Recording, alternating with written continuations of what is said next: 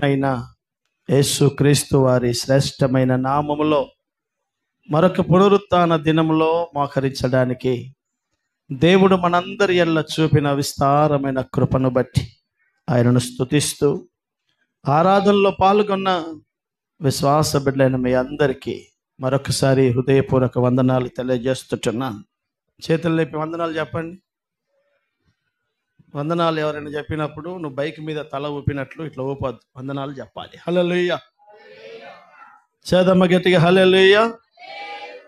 జాగ్రత్తగా కొన్ని శ్రేష్టమైన విషయాలను నేను మీకు గుర్తు చేయాలని ఆశపడుతున్నాను.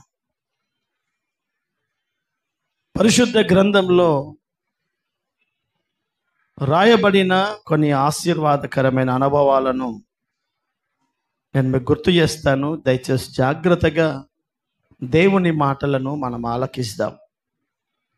అపోస్తులైన పౌలు సంఘాలు కడుతూ సేవ చేస్తున్న దినాలు, అద్భుతమైన పరిచర్య చేస్తున్న పరిశుద్ధుడు ఆయన. అనేక ప్రాంతాలకు, అనేక పట్టణాలకి ఆయన సేవ విస్తరిస్తున్న దినాలు. ఇప్పుడున్నంతగా వసతులు అప్పుడేమీ లేవు. ఒక ప్రాంతంలో ఒక ఆరాధనలో పాల్గొంటే అతను మరొక ప్రాంతానికి వెళ్ళాలి అని అంటే దినాలు గడిచిపోయేటి. అందుకనే అలా ఉత్తరము రాస్తూ అనేకుల దగ్గరికి దేవుని యొక్క సువార్తను, హల్లెలూయా, జాగ్రత్తగా ఆ దేవుని మాటలు ఆలకిస్తాము. అలా పరిచర్య విస్తరింపజేస్తూ సంఘాలు కడుతున్నాడు. ఆ సంఘాలలో నమ్మకస్తులను, బాధ్యతలను అప్పగిస్తూ అనేక ప్రాంతాల్లో సేవ చేస్తూ అద్భుతమైన సంఘ కడుతున్న దినాలవి. ఒకరోజు కొరింథీ ప్రాంతము నుంచి కొంతమంది విశ్వాస బిడ్డలు వచ్చారు. వచ్చి, అయ్యా, సంఘమంతా చాలా గలిబిలిగా మారింది, సంఘములో గొడవలు తయారయ్యాయి, కలహాలు తయారయ్యాయి, చాలామంది బాగున్నప్పటికీ కొంతమంది విపరీతమైన వాదములు, అనేకమైన మాటలు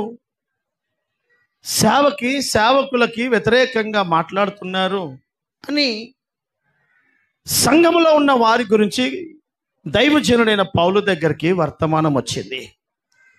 ఇప్పుడు ఆ సంఘానికి ఉత్తరము రాస్తున్నాడు సేవకుడు. అపోస్తలుడైన పౌలు కొరింథీ సంఘానికి రాసిన మొదటి పత్రిక 4వ అధ్యాయం. కొరింథీ పుస్తకం, బైబిల్ అందరు తెరవండి. 4వ అధ్యాయం 19-20 వాక్యాలను ఒకసారి మనం చదువుదాం. ప్రభు చిత్తమైతే త్వరలోనే సంగమా నేను మీ యొద్దకు వచ్చి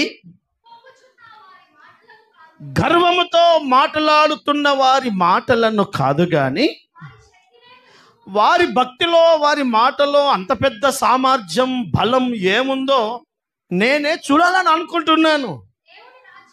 దేవుని రాజ్యము మాటలతో కాదు, అది బలమైన శక్తితోనే ఉన్నది. హల్లెలూయా.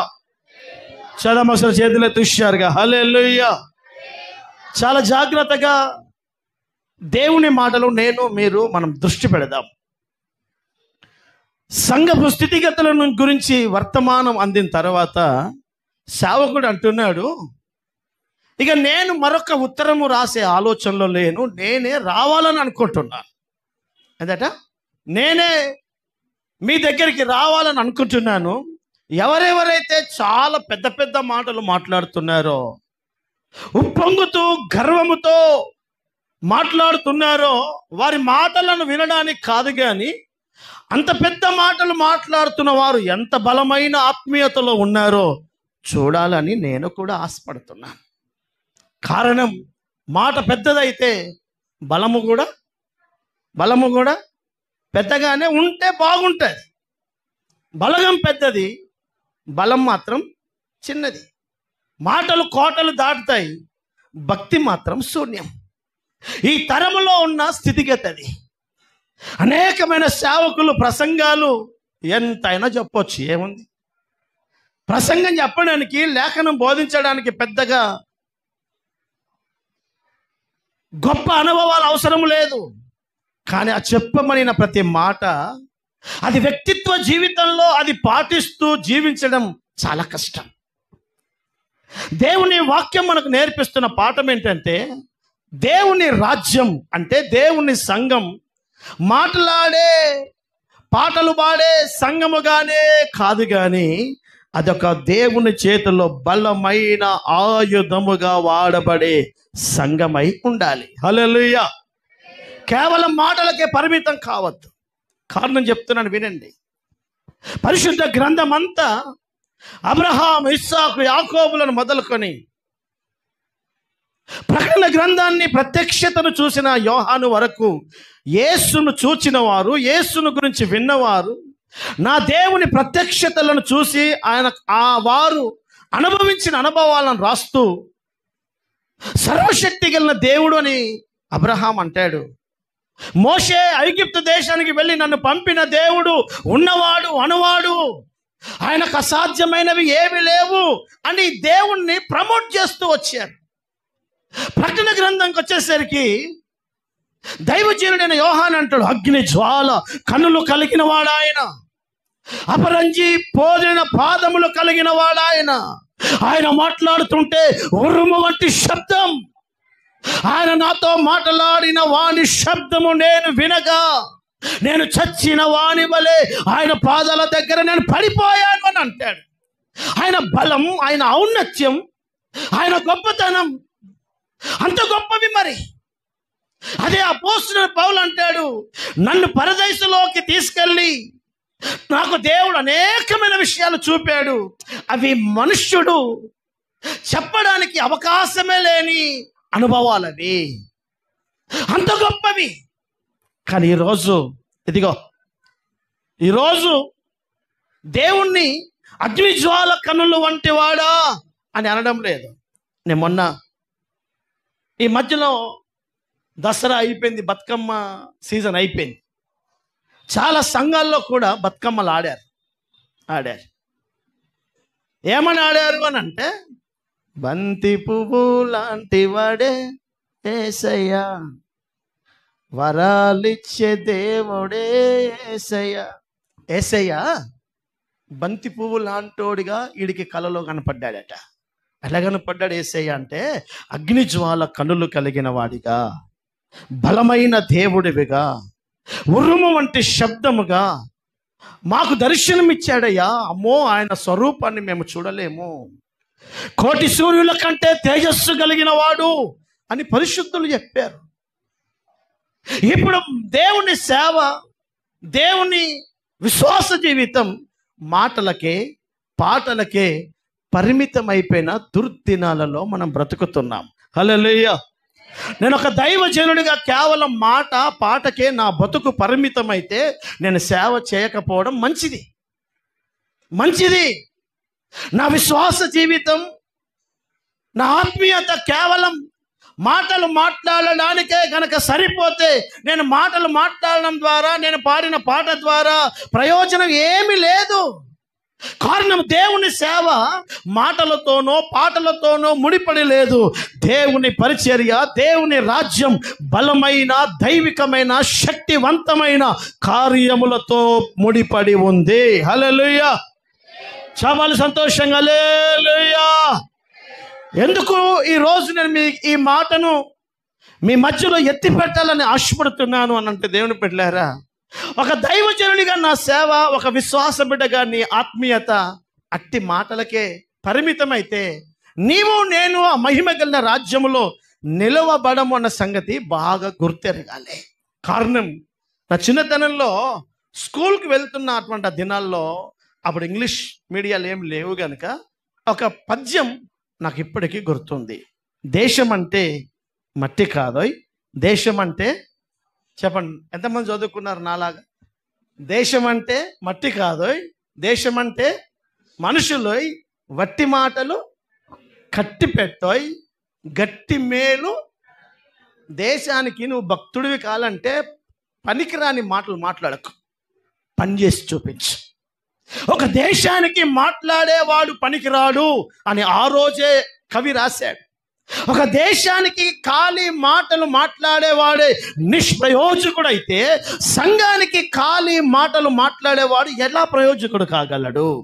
దేవునికి ఎలా ప్రయోజకుడుగా మీరు మారగలరు?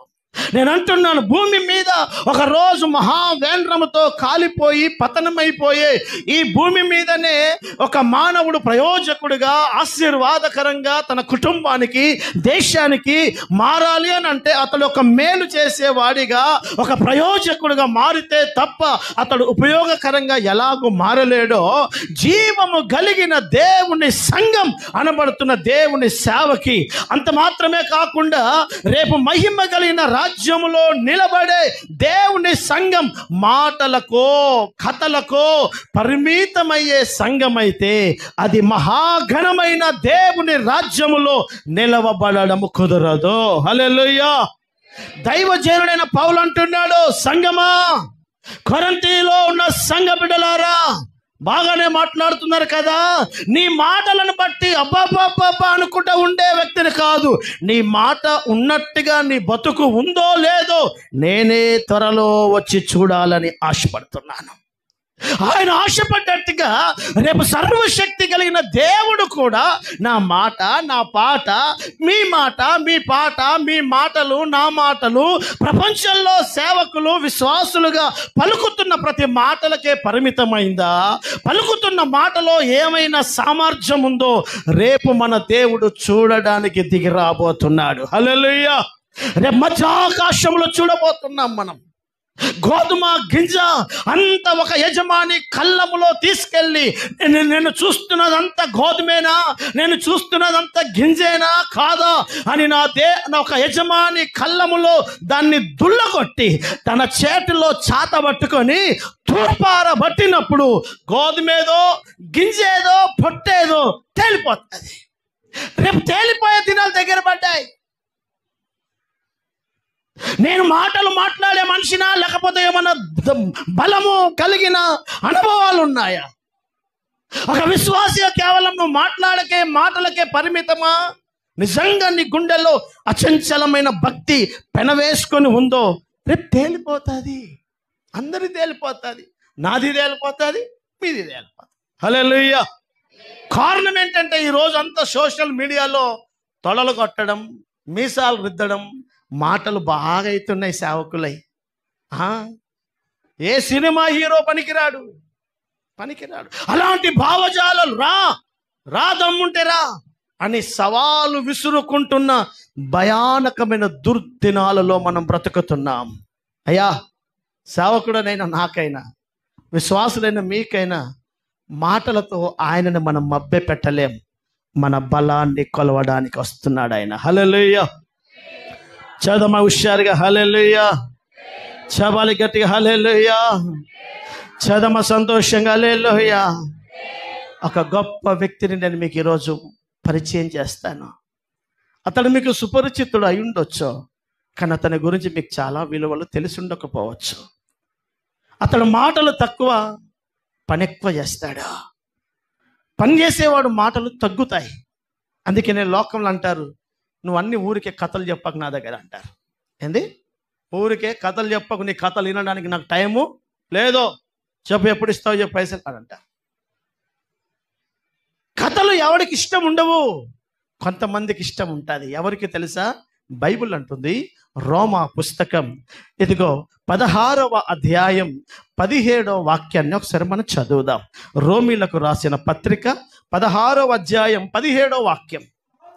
సహోదరులారా, మీరు ఇదిగో వినండి. నేను సేవకుడైన పౌలు అంటున్నాడు, నేను మీకేం నేర్పాను, ఏ పద్ధతులు నేర్పాను, దైవికమైన విలువలు, సేవా పద్ధతులు ఏమైతే మీకు నేర్పానో మీరు నేర్చుకొనిన బోధకు వ్యతిరేకముగా భేదములను, ఆటంకములను కలగజేయు వారిని ఒక కంట కనిపెట్టండి.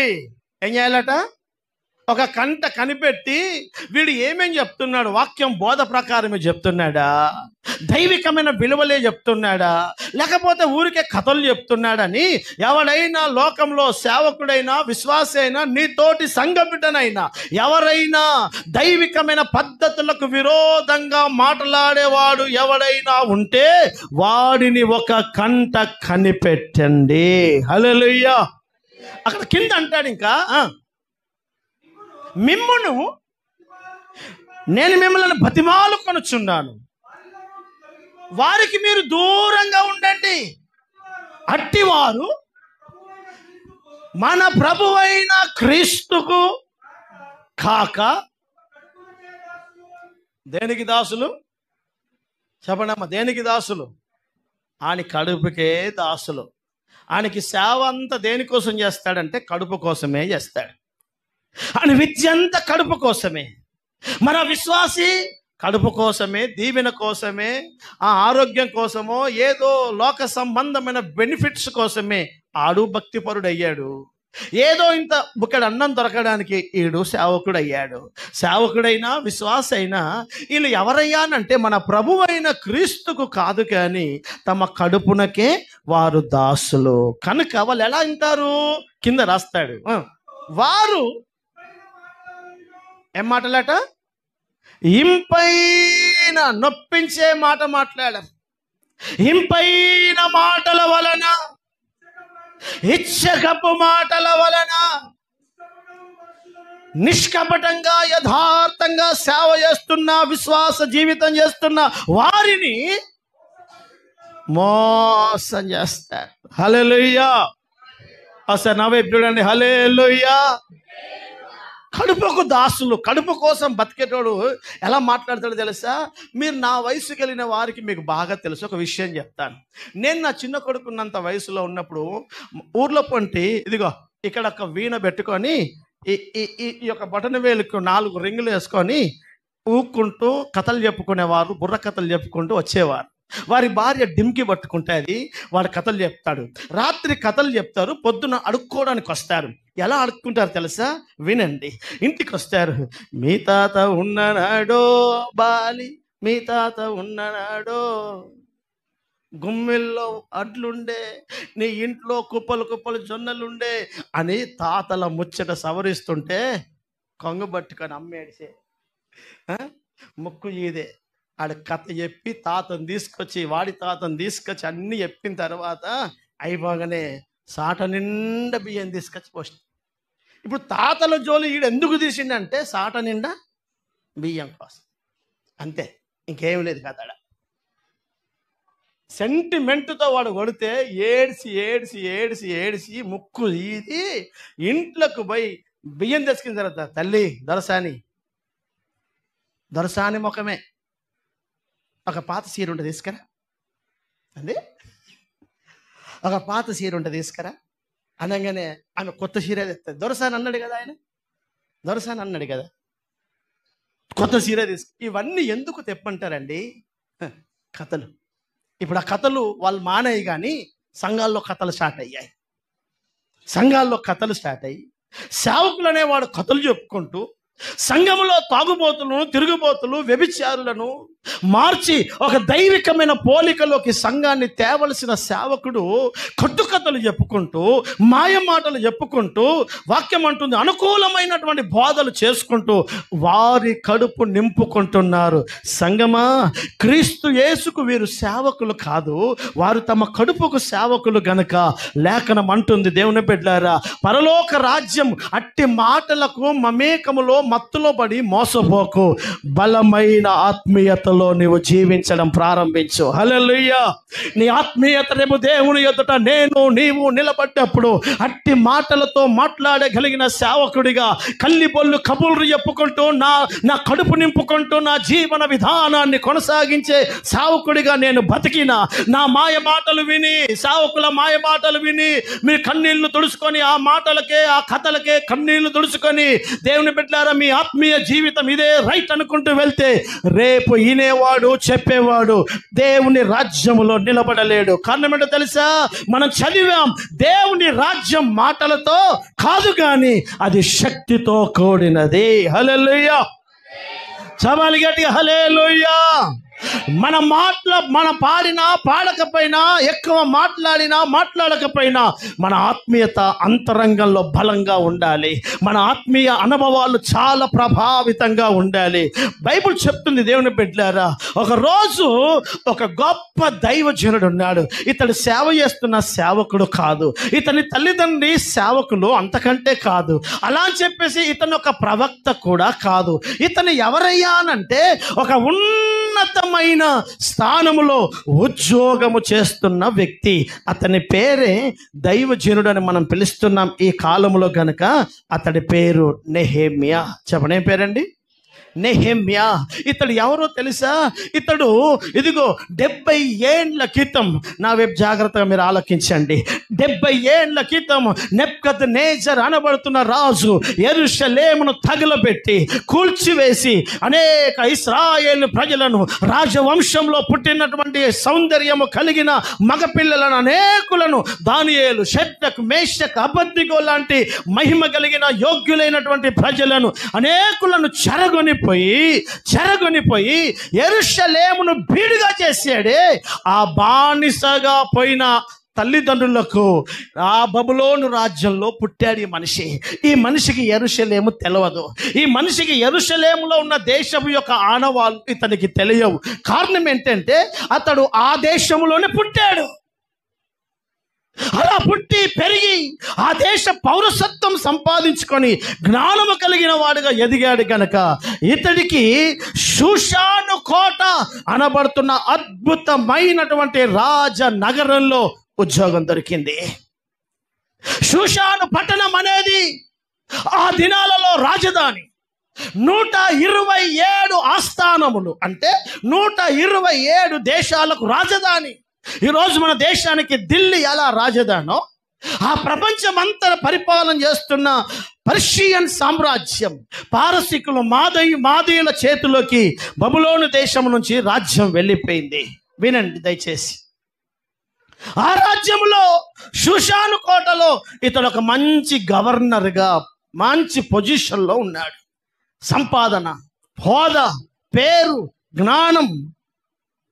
అంతకంటే బలమైన పని ఏంటంటే అతడు రాజుకు సమీపంగా ఉంటాడు. రాజుకు భోజనం వడ్డించేవాడు ఈయనే, రాజుకు ద్రాక్షారసం ఇచ్చేవాడు ఈయనే. రాజు ఏది తినాలన్నా ఈయన టేస్ట్ చేసి బాగుంది అంటేనే తినాలి. అంత సమీపంగా ఉండే గొప్ప అనుభవము కలిగిన వ్యక్తే నెహెమ్యా. అతడి తల్లిదండ్రులు చెప్పారు, బాబు నువ్వు మహా అంతఃపురంలో ఉండి ఈ దేశపు అలవాట్లు చేసుకున్నావు, ఈ దేశపు అవస్త్రాధారణ కట్టుకున్నావు, ఈ దేశంలో పుట్టి పెరిగినావు, చాలా సంతోషం. నీవు ఈ దేశానికి చెందిన వాడవు కాదు. నీవు ఈ పారసీకుల దేశ అనుభవాలను నువ్వు అనుభవిస్తున్నావే, ఈ దేశానికి చెందిన వ్యక్తివి నువ్వు కావు. అమ్మా, మరి మన దేశం ఏది, మన పట్టణం ఏది, మన ప్రాంతం ఏది అంటే తల్లిదండ్రులు చెప్తున్నారు, బాబు మనం బానిసలంగా ఈ పట్టణానికి వచ్చాం. మన స్వాస్థ్యము యెరూషలేము, మన నగరము యెరూషలేము ఒక మహిమ కలిగిన నగరముగా, ప్రపంచానికి ఆశీర్వాదకరంగా, మహారాజైనటువంటి సొలొమోను కొడుకైన తండ్రి అయిన దావీదును బట్టి సొలొమోను అద్భుతమైనటువంటి ఆ మందిరాన్ని కట్టాడు బాబు. అక్కడ మనము నివాసం చేసే ప్రజలం, మీ తాతలు, మా తండ్రులు అందరం అక్కడే ఉన్నాం. మా తండ్రులు సమాధులు ఆడనే ఉన్నాయి, మా తాతల సమాధులు ఆడనే ఉన్నాయి. మేము చెరలో బానిసలుగా ఈ ఊరికి వచ్చాం, నువ్వు ఇక్కడ పుట్టావు నాయనా అని చెప్పి గత చరిత్ర అంతా నెహెమ్యా హృదయంలో తల్లి తండ్రి పెట్టడం ప్రారంభించారు. విన్నాడే కానీ మనిషి చూడలేదు. దేవుని గొప్పతనాన్ని వింటున్నాడు, ఆరాధనలు చూడలేదు. ఎప్పుడు ఆయన యాజకత్వం ఎలా ఉంటుందో తెలియదు. దేవుని మహాకార్యాలు, ఎర్ర సముద్రము చీలడం, ఎరుకో కూలడం, యొర్దాను నిలవడం విన్నాడే తప్ప ఇతడు చూసిన వ్యక్తేమే కాదా. తల్లి తండ్రి నేర్పుతూ ఉన్నారు, కానీ విన్నాడు కదా, ఆ భావజాలాలు బాగా గుండెల్లో ఉన్నాయి. నా దేవుడు అంత గొప్పవాడా? నా దేవుని మందిరం అంత గొప్పదా? నా దేవుని సేవ అంత విలువైందా? ఎలాగైనా సరే నేను అందులో పార్టిసిపేట్ చేయాలన్న భావజాలంతో ఉన్నటువంటి నెహెమ్యా ఒకరోజు దేవుని బిడ్డలారా, యూదా పట్టణములో నుండి, యెరూషలేము ప్రాంతములో నుండి కొద్ది మంది షూషాను కోటకు ప్రజలు వచ్చారు. నెహెమ్యా గ్రంథం 1వ అధ్యాయం, దయచేసి అందరు తీయండి. నెహెమ్యా పుస్తకం ప్రారంభ అధ్యాయం మొట్టమొదటి వాక్యం నుంచి చదువుదాం.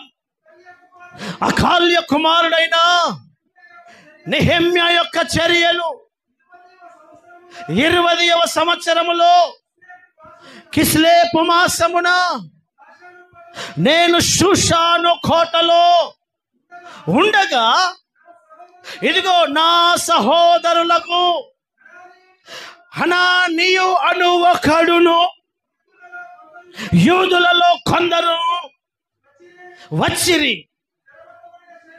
ఇదిగో చెరపట్టబడి కొనిపోయిన వారు పోగా కొద్ది మంది ఆ దేశంలో ఉన్నారు కదా.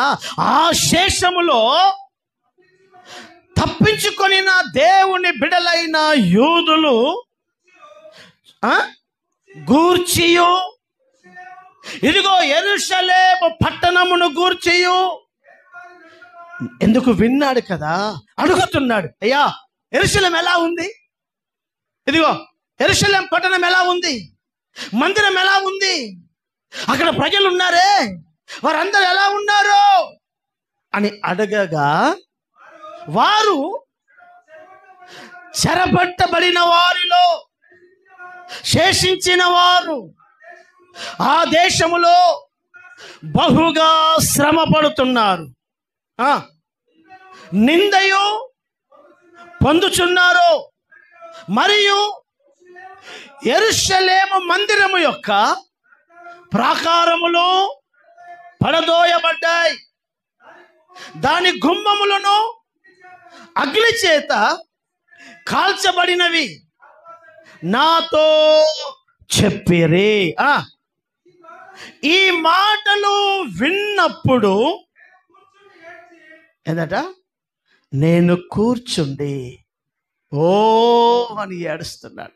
ఏడ్చి కొన్ని దినములు దుఃఖముతో ఉపవాసముండి ఆకాశమందలి దేవుని ఎదుట విజ్ఞాపన ప్రార్థన చేసి తినే. హల్లెలూయా. చేదమ స్వరం ఎత్తి గట్టిగా హల్లెలూయా. నా మాటలు దయతో మీ హృదయాలు తెరిచి వినండి తల్లి. నెహెమ్యా, నీకేమైనా బాధ ఉందా? నాకేమి లేదు. మీ తల్లిదండ్రులకు బాధ ఉందా? వాళ్ళకేమీ లేదు. మీ బంధువులు అక్కడ ఎవరు ఉన్నారా? ఎవరు లేరు. నీ ఆస్తి నాకేం నష్టం లేదు. మరి ఎందుకు ఏడుస్తున్నావు? ఏమైంది? ఎందుకు ఉపవాసం ఉన్నావు? నెహెమ్యాకు ఉపవాసం ఉండమని చెప్పిన వాడు ఎవరు లేడు. నెహెమ్యా ప్రార్థించు అని చెప్పిన వాడు ఎవరు లేడు. విన్నాడు. నీ పట్టణం పాడైంది నెహెమ్యా, మందిరం కూలిపోయింది నెహెమ్యా, ఆరాధనలు లేవు, యాజకత్వం లేదు, మందిరం అంతా 70 ఏళ్ళది రాళ్ళు కుప్పలుగా పడ్డాయి, చెత్తతో నిండిపోయింది, కాలిపోయిన చెత్త, మురికి వాసన, కుక్కలు నక్కలు పండుకున్నాయి. ఆరాధన జరిగి నిత్యము ధూపము వేయవలసిన, బలి అర్పణలు జరగవలసిన మందిరం పాడైపోయింది నెహెమ్యా అనగానే అతడు అంటున్నాడు, ఘోరంగా బాధపడి ఏడ్చుతున్నాడట. నేను అంటున్నాను, సేవ అంతా పాడైతుందంటే మీరు ఎవరన్నా ఏడ్చారండి? ఎప్పుడైనా ఏడ్చారా? మీ గుండెలో నిజంగా భావజాలం కక్కుని వచ్చిందా? ఏడ్చి కొన్ని దినాలు ఉపవాసం ఉంటున్నాడు. కడుపులో బిడ్డ పడాలనో, ఉద్యోగం రావాలనో, వినండి, నాకు ఒక 2 ఎకరాలు కలిసి రావాలనో, డిఎస్సిలో నాకు ఫస్ట్ ర్యాంక్ రావాలనో ఉపవాసాలు ఈయన చేయడం లేదు. మన భక్తి అంతా స్వార్థం. ఈరోజు మేజర్ స్ట్రెంత్ భక్తి. నీ ఉద్యోగం కోసం ఉపవాసం ఉండడం తప్పు కాదు, కానీ కేవలం నువ్వు దాని కొరకు తప్ప ఇంకెప్పుడు ఉపవాసం ఉండవు చూడు, అది తప్ప. గర్భఫలం కావాలని ఉపవాసం ఉండడం తప్పు కాదు. కానీ గర్భఫలం, ఉద్యోగం, వ్యాపారం, నీవు నీ పిల్లలు తప్ప నీకు దేశం, ప్రాంతం, పరిస్థితి, సేవ ఏ విషయం నీకు పట్టదు. ఎప్పుడు నీకు భారం ఉండదు, ఎప్పుడు నీ ఉపవాసం ఉండవు, నీ మైండ్ దేనికి చలించదు, కేవలం నీ ఇంటీరియర్ విషయాలకు తప్ప. అదే స్వార్థం. ఇప్పుడు ఆయన ఏడుస్తున్నాడు. ఏడ్చి ఇదిగో మహారోదన, ప్రభువా ఏం చేయమంటావు? ఆయన ఏడ్చాడు. ఇదిగో నా వైపు చూడండి, డ్యూటీ ఎక్కాలి, రాజుకు భోజనం పెట్టాలి, ఆహారం తీసుకున్నాడు. అదే దుఃఖంతో రాజు దగ్గరికి భోజనాన్ని తీసుకెళ్ళాడు. 2వ అధ్యాయం ప్రారంభ వాక్యంలో అంటాడు, చదవండి. అటు తరువాత అర్థహస్త 20వ సంవత్సరమున నీసాను మాసమందు రాజు ద్రాక్షారసము తాగవలనని చూచుచుండగా నేను ద్రాక్షారసము తీసుకొని రాజు చేతికి అందించి తిని, అంతకు పూర్వము నేనెప్పుడును అతని ఎదుట విచారముగా నేనెప్పుడు ఉండలేదు. కాగా రాజు నీకు, ఇదిగో నా వైపు చూడండి, రాజు దగ్గరికి గిన్నె తీసుకెళ్ళాడు. రాజా తాగండి, రాజా తాగండి. రాజు చూస్తున్నాడు ముఖం. నెహెమ్యా కొత్తడేం కాదు, ఎప్పుడు ఆనందంగా సంతోషంగా మెరిసిపోయే ముఖంతో ఆరోగ్యంగా నాకు ఆహారం పెట్టే నెహెమ్యా ఎందుకు ముఖమంతా వాడిపోయింది? బాబు ఆరోగ్యం బాలేదా? ఎందుకు?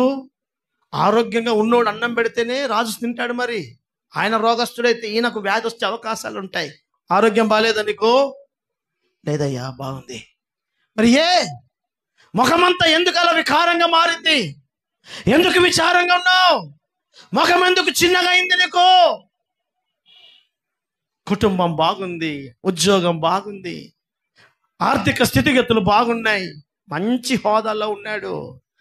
నెహెమ్యా అంటాడు, నాకేం బాధ లేదు, కానీ నా పితరులు, నా తాతలు, నా ముత్తాతలు ఎక్కడ ఆరాధన చేశారో, ఏ ప్రాంతంలో బతికారో, ఏ స్థలంలో నా తాతల సమాధులు, పరిశుద్ధుల సమాధులు ఉన్నాయో, ఆ పట్టణం కాలిపోయింది, దాని గుమ్మాలు కాలిపోయాయి, ఆ పట్టణ ప్రాకారాలు కూలిపోయాయి.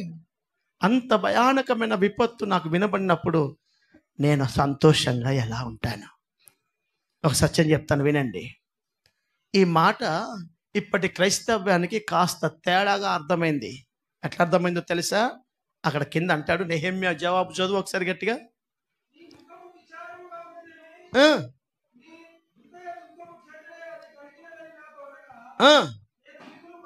నేను మిగుల భయపడి రాజు చిరంజీవి అగునుగాక. ఇదిగో ఈ మాట బాగా వినండి. నా పితరుల సమాధులు ఉండు. సమాధులు పాడయ్యాయి అని చెప్పాడా? పట్టణం పాడైందని చెప్పాడా? చెప్పండి వదిలేసి.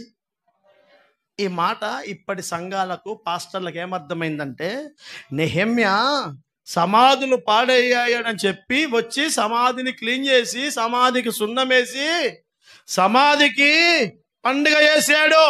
అదే సమాధుల పండుగ. చూసావా? ఇక్కడి నుంచి స్టార్ట్ అయింది సమాధుల పండుగ. మరి మీకు అట్నే అర్థమవుతుంది ఏమన్నా? ఆయన అట్నే చెప్పాడా? నా పితరులు ఉండు, సమాధులు ఉండు, పట్టణం పాడైంది, దాని గుమ్మాలు అగ్ని చేత కాల్చబడ్డాయి. ఇంత ప్రమాదం జరిగింది కనుక నాకు బాధ ఉంది అని అన్నాడు. ఆయన వెళ్ళాడు, సమాధులు కట్టాడా, పట్టణం కట్టాడా? అమ్మ, సమాధులు కట్టాడా, పట్టణం కట్టాడా? మరి నువ్వేంటి సమాధులు కడతావు? నువ్వేంటి సమాధుల పండుగ చేస్తావు? నీవు చెడిపోయి 1000 మంది సంఘాలను నాశనం చేసే ఇలాంటి సేవకులే. మాటలే తప్ప దైవికమైన సామర్థ్యము లేని సేవలు ఇవన్నీ. హల్లెలూయా. చదముషారుగా హల్లెలూయా. చపాల చేతులతో ఒకసారి గట్టిగా హల్లెలూయా. నెహెమ్యా తన బాధను పంచుకుంటున్నాడు. బాగా వినండి. నెహెమ్యా భయముతో రాజు ఏమన్నా అనుకుంటాడేమో, రాజు ఏమన్నా తప్పుగా అర్థం చేసుకుంటాడేమో, అయ్యా నా బాధకు మరొక వ్యాధి రోగము, నా గుండెల్లో సమస్యలు ఏమీ లేవు, నా ముఖం చిన్న కావడానికి, నా ముఖంలో బాధ బయటకు రావడానికి ఒకే ఒక కారణం, నా ప్రాంతం పాడైందయ్యా, నా ప్రజలు కన్నీళ్లు పెట్టుకుంటున్నారయ్యా, నా తాతలు నా తండ్రులు ఏ పట్టణంలో దేవుని ఆరాధించారో, ఏ పట్టణంలో నిత్యము దేవుని మహిమ కొరకు సేవ జరిగిందో సేవ ఆగిపోయింది, మహాదేవుని మందిరం కూలిపోయింది, అందుకే నా గుండెల్లో బాధ ఉంది అని ముఖాన్ని విచారాన్ని బట్టబయలు చేస్తాడు నెహెమ్యా. ఇప్పుడు రాజు అంటాడు, ఏం చేయాలనుకుంటున్నావు? మరి అయ్యా మీ చిత్తం అయితే వినండి, నీ చిత్తమైతే నాకు కొంచెం టైం ఇస్తే, మీరు అవకాశం ఇస్తే నేను నా పట్టణాన్ని చూడాలని అనుకుంటున్నాను, నా ప్రాంతానికి ఒకసారి వెళ్ళి రావాలని అనుకుంటున్నాను. వెళ్ళి చూచొచ్చి సెల్ఫ్ దిగి రావడానికి నాకు ఇష్టం లేదు. నేను వెళ్ళి పాడైపోయిన పట్టణాన్ని, కూలిపోయి కాలిపోయిన దేవుని మందిరం తిరిగి కట్టి మళ్ళీ ఆరాధనలు ప్రారంభం కావాలి, బలి అర్పణలు ప్రారంభం కావాలి, గుమ్మములు నిలపబడాలి, దేవుని మహిమ కొరకు ఒక బలమైన సేవ అక్కడ పునరుద్ధరించబడాలి. ఆ మహాదేవుడు చాలా గొప్పవాడు. నెహెమ్యా దేవుని కార్యాలను చెప్పేశాడు. ఎంత టైం పడుతుంది నీకు అని అంటే, అయ్యా ఇంత టైం అని చెప్పి నేను రాకపోతే నువ్వు నన్ను తప్పుగా అర్థం చేసుకుంటావు, పని ముగించుకొనే వస్తానన్నాడు. ఎంత తెలుసా, నేను నైట్ చాలా సేపు సెర్చ్ చేశాను నెహెమ్యా ఎంత కాలం పనిచేసి ఉంటాడని. అర్థమైందండి. నేను హిస్టరీ అంతా ఒకసారి చూసుకుంటుంటే బైబిల్ చెప్తుంది 24 years ఆయన యెరూషలేం కట్టడానికి స్పెండ్ చేశాడు. బాగా వినండి ఉద్యోగస్తులారా, నీవు గనక నిజంగా నెహెమ్యావైతే, నెహెమ్యా స్థానంలో గనక నీవు ఉంటే నువ్వు ఎలా బిహేవ్ చేస్తావో నేను చెప్తాను, వినండి. నాలాంటి సేవకుడు ఒకడు వచ్చి, నెహెమ్యా సార్ మందిరం పాడైపోతుంది, రేకులు పడిగిపోయాయి, వర్షం పడుతుంది, స్థలం లేదు, చుట్టుపక్కల వాళ్ళు ఇబ్బంది పెడుతున్నారు అని హోదాలో మంచి పొజిషన్లో కలెక్టర్గా, ఎంఆర్ఓగా, ఎంపీడీఓగా సంథింగ్ ఒక అధికార హోదాలో ఉన్న నెహెమ్యా అనబడుతున్న ఒక క్రైస్తవుని దగ్గరికి ఎవరైనా వెళ్తే, అవునా ఏం పేరు నీ పేరు? నా పేరు రవి. ఎక్కడ సేవ చేస్తావు? పలానా ఊరు.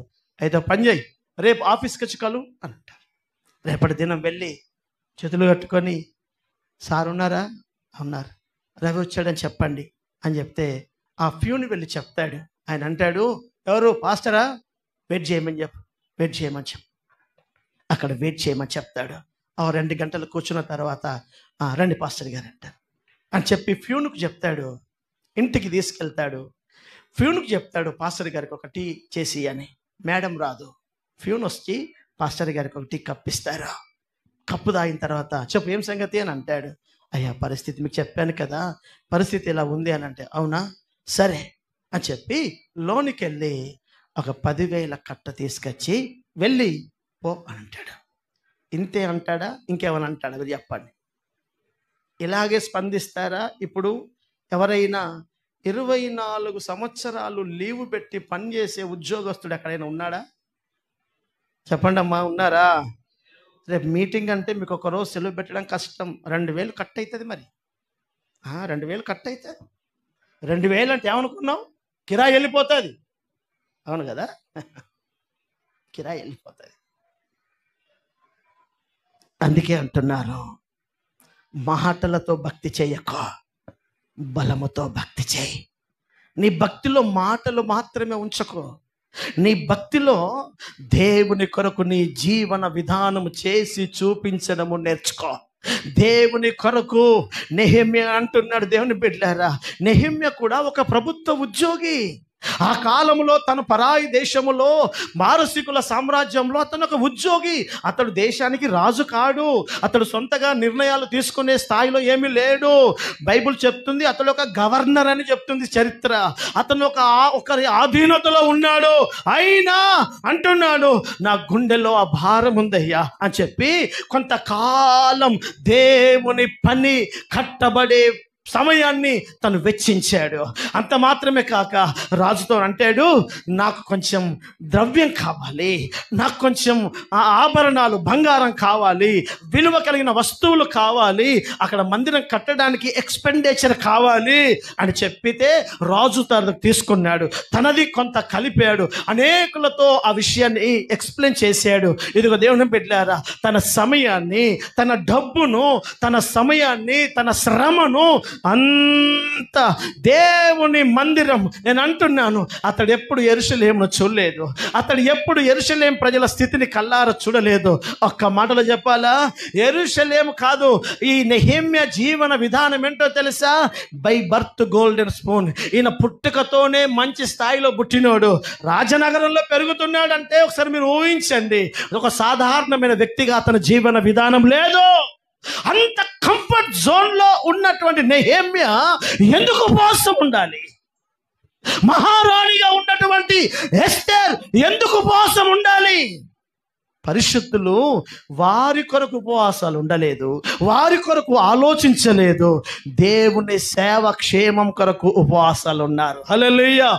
రాజ్య నిర్మాణం కొరకు యూదులు అనబడుతున్న తన జాతి ప్రజలు పతనం కాకుండా మహారాణిగా 127 ఆస్థానములకు అద్భుతమైన రాణిగా ఉన్న ఎస్తేర్ గోనె బట్ట కట్టుకుంది. అప్పటి దినాలలో ఉపవాసం ఉండాలంటే కామన్ క్లాత్ ఉంటే కుదరదు. యూదా సిద్ధాంత ప్రకారం ఉపవాసం ఉండాలంటే ఖచ్చితంగా గోనె వస్త్రం, అంటే మన భాషలో చెప్పాలంటే గోనె సంచి ఉంటుంది, రేషన్ షాప్లో రేషన్ బియ్యం వస్తాయి, ఆ గోనె గుడ్డ కట్టుకోవాలి. మహారాణి ఆవిడ ప్రశస్తమైన వస్త్రాలు కట్టుకుంటుంది. గోనె వస్త్రము కట్టుకొని 3 దివారాత్రాలు ఉపవాసం చేసింది. ఎస్తేర్, ఏం బాధ? నాకంత బాగుంది. ఎందుకు ఈ వేదన? నా ప్రజల క్షేమం కొరకు. హల్లెలూయా. ఒక ఉద్యోగిగా నువ్వు నిజంగా దేవునికి అంత టైం ఇవ్వగలవా? నీ భక్తిలో కేవలం మాటలు మాట్లాడి వెళ్ళిపోయే భక్తేననేది? నీవేమైనా దేవుని రాజ్య నిర్మాణంలో నీ చెమట కార్చగలిగే భక్తి ఏమైనా ఉందా? హల్లెలూయా. చదమ హుషారుగా హల్లెలూయా, హల్లెలూయా. చవాలి గట్టిగా హల్లెలూయా. మాటలకు ఏముందండి? నాకంటే ఎక్కువగా మీరు కూడా చెప్పచ్చు. మాటలు మాట్లాడడానికి ఖర్చు అవుతుందా? ఖర్చు అవుతుందా అండి? ఖర్చు కాదు, ఎంతైనా చెప్పచ్చు. పని చేస్తేనే అవుతుంది సమస్య. ఈ ప్రాంతంలో 2010లో ఒక మీటింగ్ పెట్టారు ఇక్కడ. అప్పుడు నేను కొత్త ఈ ప్రాంతానికి, నేను ఎవరికి దరిదాపు తెలియదు. ఇక్కడ సేవకులు చాలా పెద్ద మీటింగ్ జరుగుతుందని కొంతమంది క్రైస్తవ బిడ్డలు కాస్త ఉద్యోగాలలో పొజిషన్లో ఉన్నవారు ఎంతో 1000-500 హెల్ప్ చేస్తారు అన్న భావనతో కాగజ్ నగర్ టౌన్లో ఉన్న చాలామంది ఉద్యోగస్తులతో మాట్లాడి, ఒక పెద్ద సేవకుడు ఈ ప్రాంతానికి వస్తున్నాడు, చాలా పెద్ద ఎత్తులో మీటింగ్ జరగాలి, వచ్చిన ప్రజలకు భోజనం పెట్టాలి, లాడ్జింగ్లు బుక్ చేయాలి, వసతులు ఏర్పాటు చేయాలి, మీరు ఏమైనా పరిచర్యకు సహకరిస్తే సంతోషమని అలా ఒక్కొక్కరిని కలుసుకుంటూ చేస్తున్న దినాలు. ఈ విషయం వాళ్ళు చెప్తే తెలిసింది నాకు. ఒక ఇంటికి వెళ్ళారు, వారు భార్యాభర్తలు ఇద్దరు ప్రభుత్వ ఉద్యోగులే. ఆ ఇంటికి వెళ్ళారు, వారు దేవుణ్ణి నమ్మిన బిడ్డలే. అయ్యా పాస్టర్ గారు రండి కూర్చొని అన్నారు. ఏం లేదు మేడం, మీటింగ్ పలానా డేట్ మన ప్రాంతంలో ఉంది, మన పట్టణంలో మీటింగ్స్ లేవు. చాలా ప్రాంతాల్లో వరంగల్ అటు సైడ్ వెళ్తే ఎప్పుడు మీటింగ్లు అవుతాయి, మన దగ్గర సభలు లేవు, సభ పెట్టాలని ఆశపడుతున్నాం, కనుక మీలాంటి వారు కాస్త సహకరిస్తే మీటింగ్ పెట్టాలనుకుంటున్నాం అని చెప్పితే, బ్రదర్ మంచిగా మాట్లాడుతుంటే లోపట మేడం వచ్చారు. మేడం భయంకరంగా అరిసింది. ఏమో మీ మొహాలు చూస్తే ఏం నమ్మేటట్టుంది? మేము ఇచ్చిన పైసలు నిజంగా మీటింగ్కే వాడతారా మీరు?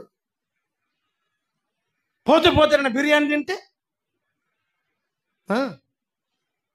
నాకైతే మీ మీద నమ్మకం లేదు అని ఒక అర్ధగంట సేపు క్లాసు వీకి పోనీ మేడం పాపం సేవకులు అవన్నీ ఎందుకు, ఎంతో కొంత ఇస్తే ఏదో దేవుని సేవ ఆ సార్ అంటే, నువ్వు అట్లా చేసే ఇడదాకా తెచ్చినావు అని లోపలికి పోయి ఒక బంగారు బిళ్ళ కానుకిచ్చింది. అప్పుడే కొత్తగా 10 రూపాయల బిళ్ళలు వచ్చినాయి.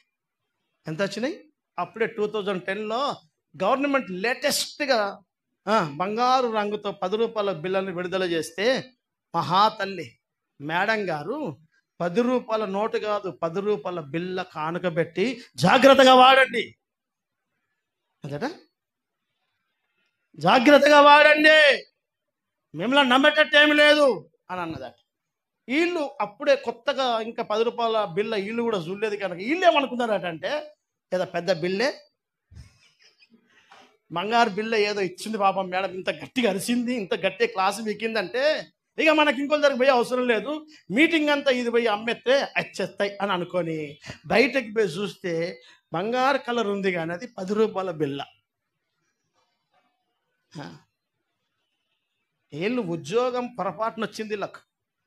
కొంతమందికి వస్తుంది, చదువుకోలే కానీ ఉరికంగా సింగరేణిలో జాబ్ వస్తుంది, చదువు లేదు 7వ తరగతే కానీ 2 లక్షల ఉద్యోగం. మనం అనుకుంటాం 2 లక్షల ఉద్యోగం అంటే ఎంత చదివి ఉండవు, చదివేం లేదు, ఊరికి రన్నింగ్లో గెలిచి ఉద్యోగం కొట్టాడు. నేను అంటున్నాను, ఉద్యోగం కొట్టకపోవడం తర్వాత సంగతి. దేవుని బిడ్డగా మనకు ఉద్యోగాలు ఉన్నా లేకపోయినా, పేదవాడివైనా గొప్పోడివైనా, దేవుని విషయంలో విశాలమైన మనస్తత్వం కలిగిన వారిగా బతకాలి. హల్లెలూయా. నువ్వు లక్షలు ఇస్తే గొప్పోడివి, ఇయ్యకపోతే పేదదానివి అని నేను చెప్పడం లేదు. నీ భావజాలాలు, నీ మనస్తత్వము ఏ సంబంధము లేకుండా ఉన్న నెహెమ్యా ఎంతో దూరం, యూదా పట్టణం వేరు, బబులోను సామ్రాజ్యం వేరు, ఆ యొక్క ప్రాంతంలో పర్షియన్ సామ్రాజ్యంలో దూరంలో ఉన్నటువంటి ఆయనకి ఎందుకు అంత మమకారం, ఉపవాసాలుండే భారం, ఏడ్చే భారం, ప్రార్థించే భారం, సెలవు పెట్టి దేవుని పనిలో రాత్రి పగళ్ళు పనిచేసి ఆ పట్టణం అంతా తిరిగి అనేకమైన హేళనలు, అనేకమైనటువంటి ప్రజల యొక్క భయానకమైనటువంటి మాటలు విని అనేకమైన ఒత్తిడిల మధ్యలో నా దైవజనుడైనటువంటి నెహెమ్యా పాడైపోయిన యెరూషలేమును తిరిగి కట్టాడు. హల్లెలూయా. అంత గొప్ప అద్భుతమో తెలుసండి. అతని సౌఖ్యాన్ని పక్కకు పెట్టి, క్షేమాన్ని పక్కకు పెట్టి, అతని సుఖాన్ని పక్కకు పెట్టి నెహెమ్యా గ్రంథమంతా చదవండి. అందరూ పడుకుంటే రాత్రి ఈ నెహెమ్యా యెరూషలేము మందిరం చుట్టూ తిరిగి వస్తాడు. అనేక ప్రజల చేతని బెదిరిస్తారు, నిన్ను చంపుతామంటారు, నిన్ను ఇక్కడి నుంచి వెళ్ళగొడతామంటారు, రాజుకు ఇతని గురించి చెడు సమాచారం పంపిస్తారు. ఎన్నో పోరాటాలు నెహెమ్యా పుస్తకంలో మనం చదువుతాం. అయినా దేవుని వాక్యం అంటుంది, భయపడకుండా, బలహీన పడకుండా, దేవుని పాదాల సన్నిధానంలో ప్రార్థన చేస్తూ, కన్నీళ్లు కారుస్తూ, అనేకమైన ప్రజలు, తనతో ఉన్న ప్రజల యొక్క మనస్సును సమ్మతి పరిచి, అనేకల హృదయాలను కట్టి, ఎట్టకేలకు 24 ఏళ్ళు రాత్రి పగలు పనిచేసి సొలొమోను 7 ఏళ్లలో మందిరం కట్టాడు. ఎన్ని సంవత్సరాలు? 7 ఏళ్లలో సొలొమోను మందిరం కట్టాడు. కానీ పాడైపోయిన ప్రాకారం కట్టడానికి నాకు 24 ఏళ్ళు పట్టింది. అవునా? ఒక మనిషిని పాడైపోయినని బాగు చేయడం ఒక రోజులో అయ్యే పని కాదు. నీ భర్తే, అతను జస్ట్ తాగుడుకు అలవాటు పడ్డాడు, నీతోనే ఉంటాడు, కానీ తాగుడు మానిపించడానికి నీకు 4 ఏళ్ళు పడుతుంది. మరి 40 సమస్యలు లేవు ఆయన దగ్గర, ఒకే ప్రాబ్లం.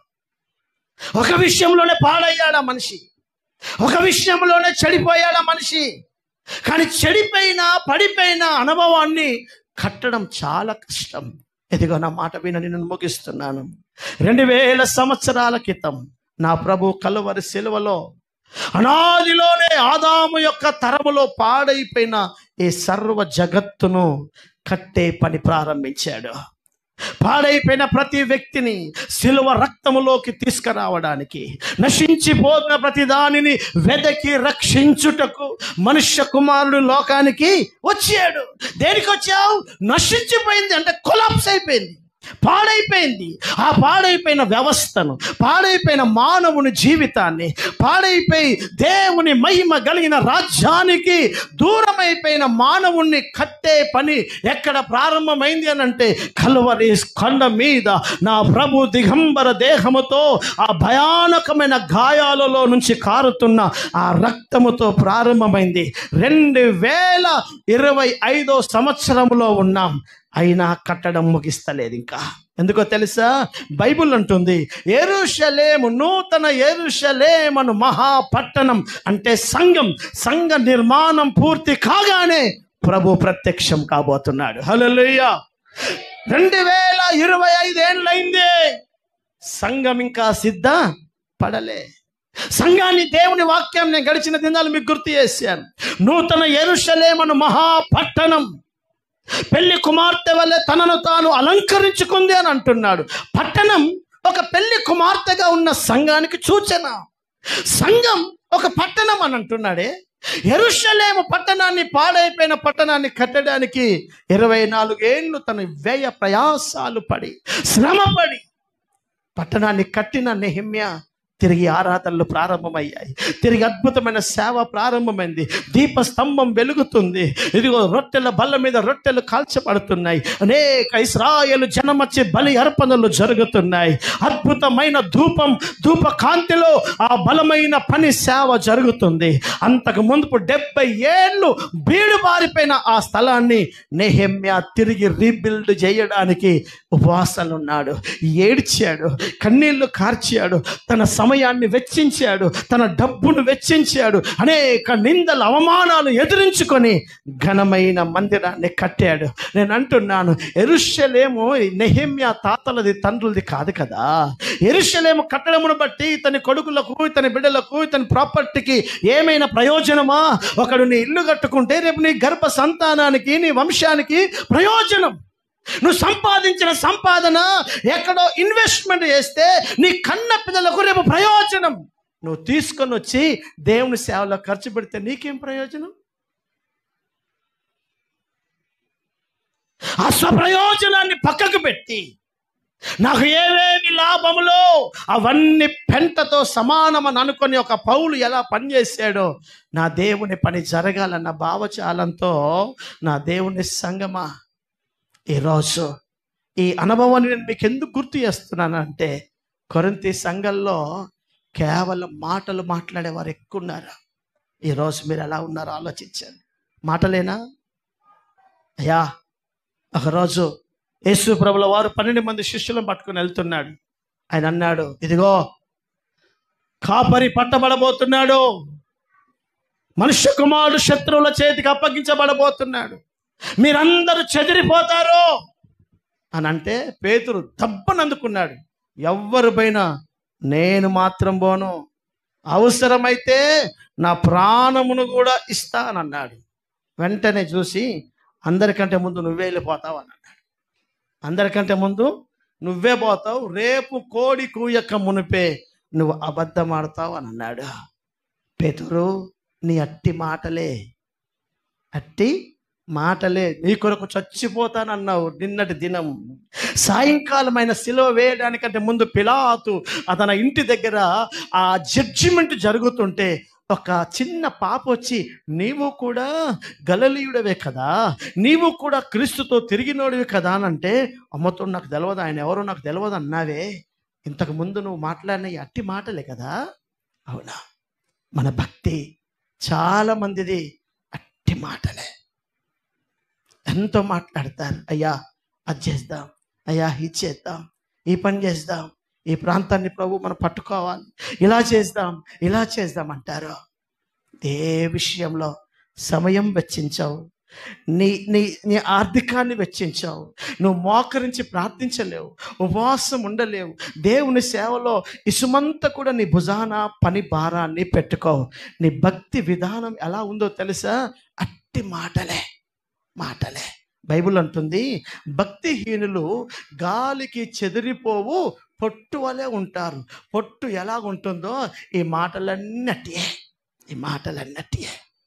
హల్లెలూయా. చదమ సంతోషంగా హల్లెలూయా.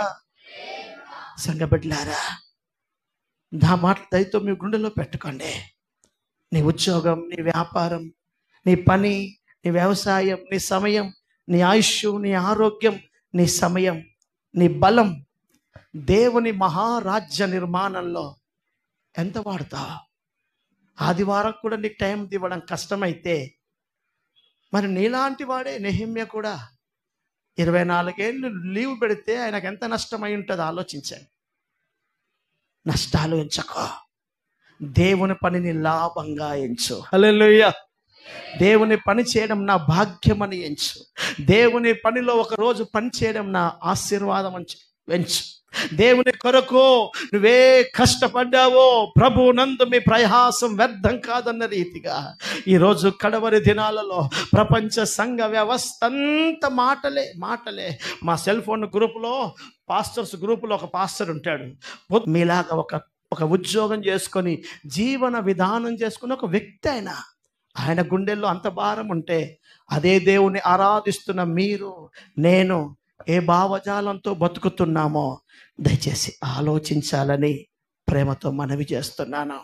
దేవుని రాజ్యం కట్టబడుతున్న దినాలు, ఆ రాజ్యంలో నీ శ్రమ ఉండాలి, ఆ రాజ్యంలో నీ సమయం వెచ్చించాలి, ఆ రాజ్యానికి నీ పెట్టుబడి పెట్టాలి, ఆ రాజ్యంలో నీవుగా ఇన్వాల్వ్మెంట్ కావాలి. నీ శరీరంలో బలం ఉడికిపోకముందే నీ ద్వారా కొంత పని జరగాలి. పాడైపోయిన నీ గ్రామంలో ఆరాధనలు జరగాలి. చెడిపోతున్న నీ కులం, నీ కుటుంబంలో ప్రజలు దేవుణ్ణి స్తుతించే దినాలు రావాలి. 70 ఏళ్ళు దీప కాంతి లేని యెరూషలేము పట్టణములో అద్భుతమైన వెలుగుతో ఆరాధనలు జరగడానికి కారణం నెహెమ్యా కాదా? ఇంకా మీకు మంచి మాట చెప్తాను, దయచేసి వినండి. నెహెమ్యాకు దేవుడు కలలో కనపడి, బాబు నువ్వు వెళ్ళి నా మందిరం కట్టు అని నేను చెప్పాడా? ఏం చెప్పలే. కానీ గుండెల్లో ఆ భారం ఉంది. నేను అంటున్నాను, దేవుని పని చేయడానికి ఆకాశవాణి నుంచి మనకు స్వరం వచ్చే అవసరం ఏమీ లేదు. నీ గుండెల్లోనే ఆ భావజాలం ఉండాలి. యేసు రక్తంలో కడగబడ్డావు గనక నీ తండ్రి అయిన దేవుని పని మీద నీకు ఆ భావజాలం ఉండాలి. దేవుడు దర్శనమిచ్చి, నా కుమారుడా నువ్వు వెళ్ళు అని అంటే తప్ప నేనేం పని చేయ అని అనుకోవడం మూర్ఖత్వం. అది సేవ, సంఘ నిర్మాణానికి పిలుపు. సంఘాన్ని ప్రభురాకడకు సిద్ధపరిచే దైవజనుడి పిలుపది. కానీ ఒక విశ్వాసిగా దేవుని పనిలో ఇన్వాల్వ్మెంట్ అయ్యి దేవుని సంఘ నిర్మాణంలో నీ కుటుంబం, నీ కులం, నీ గ్రామం అనేక ప్రాంతాలకు ప్రభుని గురించి చెప్పి నీ సేవకుడితో కలిసి దేవుని పనిలో సాగడానికి నీకు పిలుపుతో పని లేదు. నీ గుండెల్లో దేవుని ఆత్మ మండుతూ ఉంటే నీకు అర్థమవుతుంది. హల్లెలూయా. అందుకని అన్నాడు, ఎలా ఉంది పట్టణం, ఎలా ఉంది ప్రాంతం అడిగి తెలుసుకుంటున్నాడు. బాగలేదయ్యా పరిస్థితి అని అన్నప్పుడు ఏడుస్తున్నాడు. నిజంగా మీరు ఒక దేవుని ఉపదేశ క్రమంలో ఎదుగుతున్న పిల్లలు, మీ గుండెలు ఎలా ఉన్నాయి? జస్ట్ ఆదివారం వచ్చి ఆరాధన చూసుకొని వెళ్ళిపోతున్నావా? నీకు తోచింది ఒక 50, 10, 100 కానుకిచ్చేసి సేవ నాది కాదు అని అనుకుంటున్నావు కదా? బైబిల్ చెప్తుంది, నీ పట్టణంలో ఒక ఘనమైన సేవ జరగడానికి, వేల మంది ఆత్మలు ప్రభు దగ్గరికి వచ్చి దేవుని పేరు ఉజ్జీవంగా నా పట్టణం, మన ప్రాంతాలు, మన దేశంలో ఒక ఘనమైన పని జరగడానికి నీ సమయం, నీ టైం, నువ్వు దేవుని కొరకు నిలబడాలి అన్న ఆలోచన నువ్వు ఎరిగి బతకాలి. హల్లెలూయా. ఈరోజు అనేకమైన ప్రభుత్వ ఉద్యోగాలు, మంచి స్థాయిలో ఉన్నవాళ్ళు ఉన్నారు. ఎందుకు లేరు? ఉన్నారు. కానీ వాళ్ళకు దేవుని సేవ అవసరం లేదు. దేవుని పరిచర్య వాళ్ళకు పట్టింపు ఉండదు. వాళ్ళకు పాడైపోయినా, నీడు ఉన్నా, కాలిపోయినా, ఎక్కడ అవసరం అవుతుందో అది వాళ్ళకు అవసరం లేదు. ఏడికి పోతే మాకు సోఫా దొరుకుతుంది, అది కావాలి వాళ్ళకు. ఏం కావాలి వాళ్ళకు? చెప్పండి అమ్మ, ఏం కావాలి? సోఫాలు కావాలి. ఏడికి పోతే సోపు ఉంది, ఏడికి పోతే ఏసి ఉంది, అది కావాలి. సోఫాలను చూసేటోడికి నెహెమ్యా లాంటి భావం ఆయనకి ఎందుకు వస్తుంది? నెహెమ్యా ఏం చూశాడంటే కాలిపోయిన రాళ్ళను చూశాడు. కుక్కలు నక్కలు తిరుగుతున్న పాడైపోయిన దేవుని మందిరాన్ని చూశారు. ఆలోచించు. దయచేసి నా మాటలు మీ హృదయంలో పెట్టుకోండి. దేవుని సంఘముగా, ఒక యవన బిడ్డగా, ఒక దేవుని సేవకుడిగా మీరు కేవలం మాటలకే సరిపడే జీవితం మనం చేయకుండా దేవుని పనిలో మనము సాగుటకు దేవుడు కృప దయచేయును గాక. చదమామేన్. దేవుడు అలాగ మనలను నడిపించును గాక. దయచేసి అందరూ మోకరిస్తారు.